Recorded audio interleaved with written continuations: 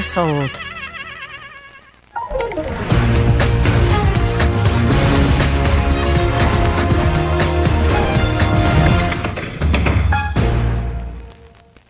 Hi there, I'm Ben Mankiewicz. Thanks for joining me tonight on TCM, where we're wrapping up our night of movies written and directed by John Hughes. Up next, a comedy starring one of his most frequent collaborators, the great and the good John Candy. From Universal in 1989, Uncle Buck.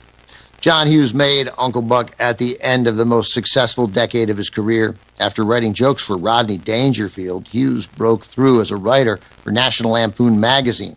Hughes wrote but did not direct National Lampoon's Vacation from 1983, starring Chevy Chase and Beverly D'Angelo. Hughes then went on to write and direct some of the most enduringly popular teen movies of the 1980s, including 16 Candles, The Breakfast Club, and Ferris Bueller's Day Off. With Uncle Buck, John Hughes ventured into slightly more grown-up territory. John Candy plays the title character here, a larger-than-life man-child who's lovable but completely irresponsible. He's forced to at least try to act like an adult when he's called in to babysit his brother's 3 kids while the parents are away for a few days. The kids include a rebellious teenage daughter, played by newcomer Jean Louisa Kelly, as well as 2 younger siblings, played by Gabby Hoffman and Macaulay Culkin. John Hughes wrote Uncle Buck specifically for John Candy. This marked their 5th collaboration. They first worked together on Vacation. 4 years later, Candy delivered one of his most memorable performances, starring alongside Steve Martin in Planes, Trains, and Automobiles, a funny and moving film which Hughes produced, wrote, and directed. Reflecting on their partnership, Hughes later said he would give John Candy the final copy of a screenplay and ask him to check it because he totally trusted Candy's instincts. Hughes said, "As a director, that was a great gift. He didn't allow me to make a mistake." They went on to make a total of 7 movies together, following this one with Home Alone, released a year later. It's easy to see why they worked so well together. Both men had this knack, a gift, really, for delivering laughs right alongside these moments of moving humanity. They both died young, too, of heart attacks. Candy at age 43 in 1994, Hughes at 59 in 2009. This one is from 1989, also with Amy Madigan and Laurie Metcalf. Here's John Candy in John Hughes's Uncle Buck.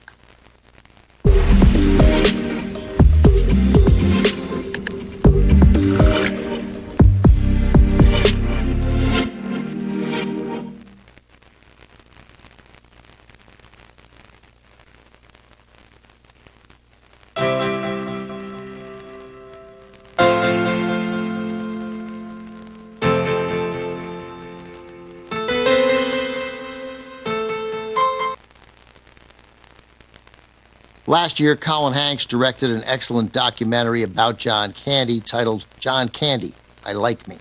In it, Macaulay Culkin says that when most people think about actors who were closely associated with writer-director John Hughes, typically they think of Molly Ringwald or other members of the Brat Pack from Hughes' teen movies of the 1980s. But as Culkin pointed out, John Candy worked with John Hughes more than any of them, making 7 films with Hughes between 1983 and 1991.